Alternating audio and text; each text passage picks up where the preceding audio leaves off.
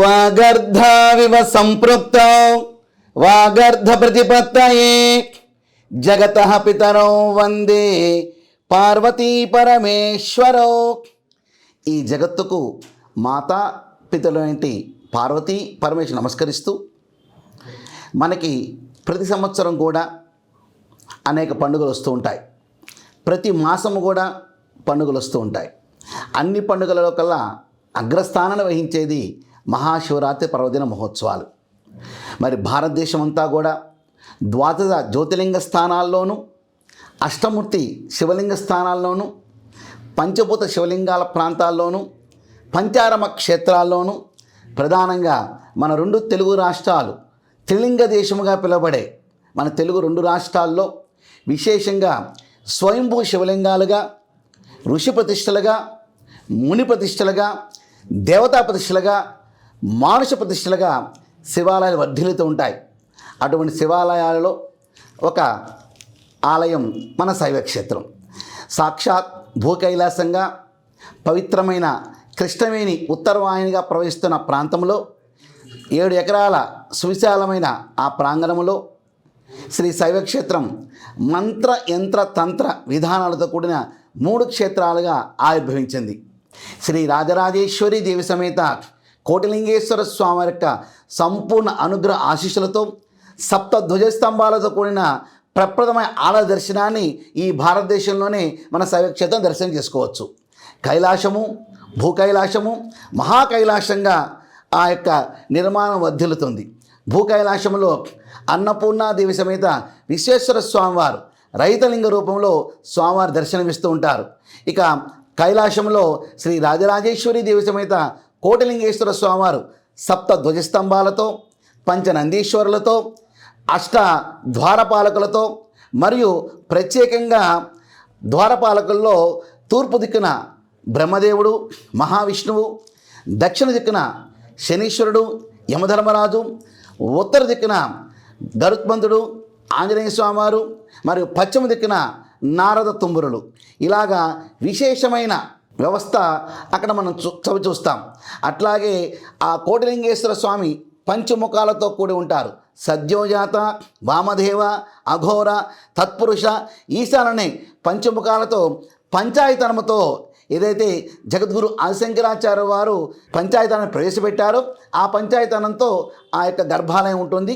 భక్తులు స్వయంగా తమ స్వహస్తాలతో అర్చనాభిషేకాలు చేసిన గొప్ప అవకాశం అక్కడ ఉంటుంది. అలాగే భద్రకాళీదేవి సమేత వీరభద్రస్వామి వారు ఒక పక్కన, అలాగే ద్వాదశ జ్యోతిర్లింగాలు మరొక పక్కన, అలాగే మనకి పురాణోక్తంగా చెప్పబడిన అద్భుతమైన లోహలింగాలు క్షీరలింగము, తామ్రలింగము, కాంసలింగము, ఆరకోటలింగము, వంగలింగము, త్రపులింగము, మహాలింగము అంటూ అద్భుతమైన శివలింగాల దర్శనము ఈ యొక్క కైలాసం లభిస్తుంది. ఇక మహాకైలాసంలో ఏకాదశ రుద్ర శివలింగాలు, పంచభూత శివలింగాలు మరియు ఓం నమ శివాయ అనే మంత్రానికి మాతృస్వరూపముగా ఉన్నటువంటి శివపంచాక్షరిదేవి కొలువై ఉంటారు. అక్కడ భక్తులు స్వయంగా తమ యొక్క స్వహస్తాలతో బాణలింగం ప్రతిష్ఠించుకునే గొప్ప అవకాశాన్ని అక్కడ కలగజేశాం. ఈ విధంగా ఈ యొక్క ఆలయం ఈ యొక్క అనేక క్షేత్రాల సముదాయంతో కూడిన ఈ వ్యవస్థలో ఇది ఒక ప్రధానమైన ఆలయం. అలాగే నవగ్రహాలు అధిదేవత, ప్రత్యయ దేవత, అధిష్టాన దేవతతో కూడి భార్య వాహనంతో మొట్టమొదటిగా ఆంధ్ర రాష్ట్రంలోనే ప్రప్రదమైన 9 దేవాలయ సముదాయం. ఇటువంటి బృహత్తరమైన కార్యక్రమాలు ఆ యొక్క ప్రతిష్టా కార్యక్రమాలు అక్కడ జరుగుతూ ఉన్నాయి. అలాగే స్వయంభూ ప్రత్యంగిరామ్ వారు స్వయంభూగా అక్కడ ఆవిర్భవించారు. అట్లాగే ఇక మంత్రక్షేత్రములో అక్కడ కోటి లింగాలను మనం దర్శనం చేసుకోవచ్చు. బాలా త్రిపుర సుందరి దేవి సమేత త్రిపురాంతకేశ్వర స్వామి వారు అక్కడ కొలువై ఉంటారు. 32 గణపతి ఆలయాలు ఉన్నాయి. ఆ పైన సువర్ణలింగం స్వామివారు సువర్ణ కాంతులు వెదలుతూ సువర్ణలింగాన్ని అక్కడ ప్రతిష్ఠ చేశాం. ఇక తంత్రక్షేత్రంలో అష్టభుజ దుర్గాదేవి సమేత అమృతలింగేశ్వర స్వామి వారు అసితాంగ భైరవ, రురు భైరవ, క్రోధ భైరవ, ఉన్మత్త భైరవ, సంహార భైరవ, వటుక భైరవ అంటూ 8 రకాల భైరవులతో కూడిన వ్యవస్థ అక్కడ ఉంటుంది. శ్రీ మహాకాల భైరవీ దేవి మహాకాలభైరవ స్వామి కొలువై ఉంటారు. ప్రప్రదంగా భారతదేశంలోనే నవపాశాల శివలింగాలు అక్కడ వేయించేసి ఉంటాయి. అలాగే 12 అడుగుల ప్రమాణంతో ఉన్న ద్వాదశ జ్యోతిర్లింగేశ్వర స్వామి, అలాగే 100 శివాలయాలు. హరిహర ఏకత్వాన్ని చూపుతూ విశ్వ వెంకటేశ్వర స్వామి అక్కడ కొలువై ఉంటారు.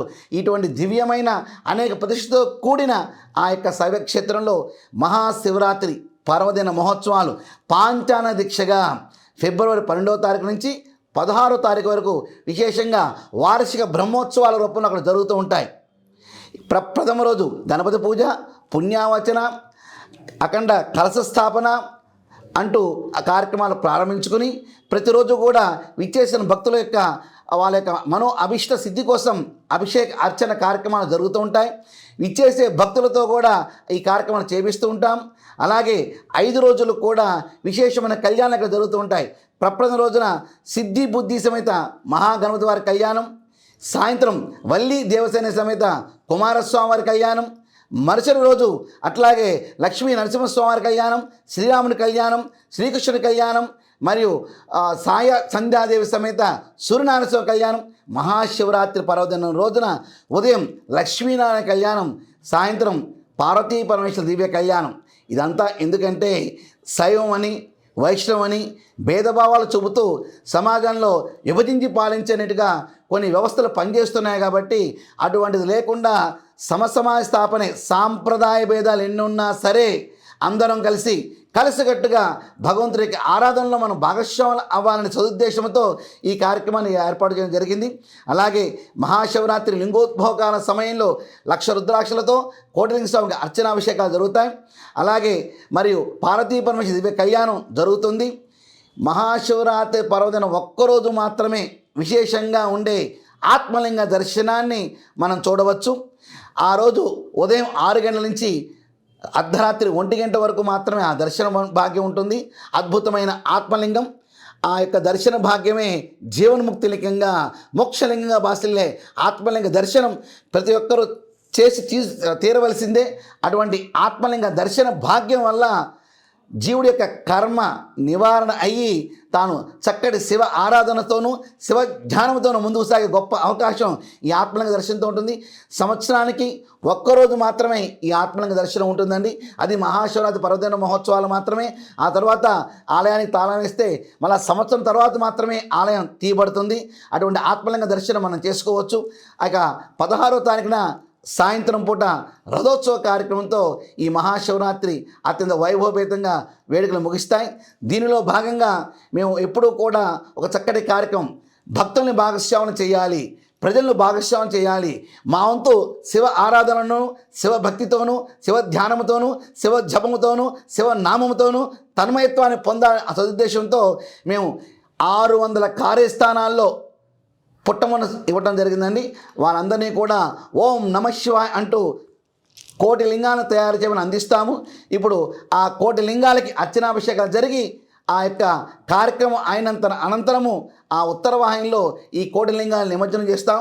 ఇప్పటి వరకు 4,30,00,000 శివలింగాల్ని ఆ పరమ పవిత్రమైన ఆ కృష్ణానది నిమజ్జనం చేశాం. అందుకనే అక్కడ ఆ యొక్క తీరానికి ఆ తీర్థానికి 1,00,000 ఫల తీర్థము అని నామకరణం చేయడం కూడా జరిగింది.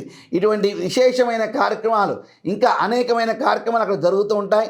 1,000,000 రుద్రాక్షతో కూడిన రుద్రాక్షలింగేశ్వర స్వామి ప్రత్యేకమైన దర్శనం ఉంటుందండి. ఇలాంటివి నభూతో నభవిష్యతి అన్నట్లుగా శివ ఆరాధనలో శివతత్వంలో శైవ ధర్మంలో ఇన్ని విధి విధానాలు ఉన్నాయా, ఇన్ని శివలింగాలు ఉన్నాయా అని ముందు తరాల వారికి చక్కటి విషయ పరిజ్ఞానాన్ని అందించే అవకాశం. ఏ రూపంలో ఎలా ఉన్నా భగవంతుడు ఒక్కరే.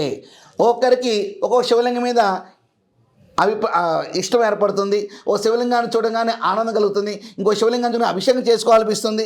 కాబట్టి అవన్నీ వేరు వ్యవస్థలుగా ఉన్నా అవన్నీ కూడా ఆ పరమేశ్వర యొక్క దివ్య యొక్క లీలా వినోద స్వరూపాలే. కాబట్టి ఆ యొక్క భావాన్ని వ్యక్తం చేయడానికి ఈ విధంగా మన శైవక్షేత్రంలో ఏర్పాటు చేశాం. కావున శైవక్షేత్ర దివ్య దర్శన భాగ్యాన్ని కోసం మన అమరావతి రాజధాని మందిరం శివారు తాళాయపాలెంలో కృష్ణానది ఒడ్డున ఈ శైవక్షేత్రం ఉంది. మరి 2004 జూన్ 2వ తారీఖున ఇక్కడ మహారాజధాని ప్రారంభమవుతుందని చెప్పేసి 20,000 ముందు అనౌన్స్ చేయడం కూడా జరిగింది. 20,000 మంది కూడా ఆ విషయాన్ని విన్నారు, ఆలకించారు. ఇదెలా సాధ్యం అనుకున్నారు. కానీ రాజధాని వచ్చింది. ఆ తర్వాత దాన్ని తప్పిద్దామని చూశారు. ఎవరి వల్ల కాలేదు, ఏ రాక్షసుల వల్ల కాలేదు. అందుకని శివుడు అంటే సత్యము కాబట్టి ఈ కంఠం నుంచి వచ్చే సత్య శబ్దాన్ని ఆ యొక్క ప్రకృతి ఆలకించింది. అదే జూన్ 2వ తారీఖున అక్కడ రాజధానిగా ఏర్పాటు జరగడం ఎంతో ఆనందదాయకం, శుభదాయకం. రండి, అందరూ రండి. రాజధాని యొక్క వైభవాన్ని అక్కడ ప్రారంభమైనాయి. ఆ రాజధాని వైభవాన్ని చూస్తూ అద్భుతమైన రోడ్డు మీద ప్రయాణం చేస్తూ శైవక్షేత్రానికి రండి. వచ్చేప్పుడు మాత్రం చిన్న చిన్న రోడ్డు బాగోదండి, కానీ శ్రమ చేసుకోండి. ఓం నమః శివాయ నామస్మరణ చేసుకుంటూ రండి. కష్టంలోనే భగవంతుడు తొందరగా దొరుకుతాడనే విషయాన్ని అవగాహన చేసుకుని రండి. శుభం భూయాత్.